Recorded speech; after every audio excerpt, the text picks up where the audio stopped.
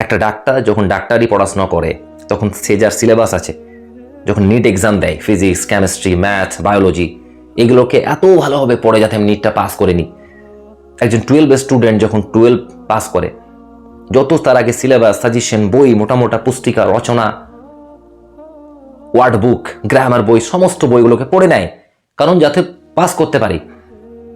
একটা বিজনেসম্যান যখন কোনো বিজনেসে কোর্স করে, 1 বছরের কোর্স, 1.5 বছরের কোর্স, কেউ আমেরিকা যেয়ে কোর্স করছে, কেউ বিদেশ যেয়ে কোর্স করছে, কেউ অনলাইনে কোর্স করছে, হাজার হাজার ঘন্টা ইউটিউবে ভিডিও দেখছে কিভাবে বিজনেস গ্রো করবো আমি, এবং সে বিজনেসে সফল হচ্ছে।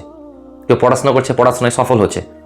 কিন্তু দুঃখের বিষয় ভাই, আল্লাহ সুবহান ওয়া তাআলা আখিরাতে সাকসেস হওয়ার জন্য আমাদেরকে একটাই কিতাব দিয়েছেন, একটাই সিলেবাস, এবং সিলেবাসও দিয়ে দিয়েছেন, প্রশ্নপত্রও দিয়ে দিয়েছেন কবরে কি কি প্রশ্ন করা হবে, আনসারও দিয়ে দিয়েছেন যে কোন কোন অ্যান্সারগুলো অ্যাকসেপ্ট করা হবে।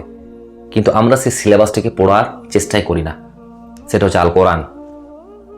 যে আল কোরআন রাসূল সাল্লাল্লাহু আলাইহি ওয়াসাল্লামের উপর নাজিল করা হয়েছে, আমার আল্লাহ সে কোরআনকে, সে বিধানকে আমাদের উপর দিয়েছেন। আমরা কজন পড়ে দেখি? অথচ আল্লাহ কোরআনেই বারবার বলছেন আফালা তাকিলুন, আফালা তাকিলুন, আফালা তাতাফাক্কারুন। Why don't you use your brain? Why don't you think?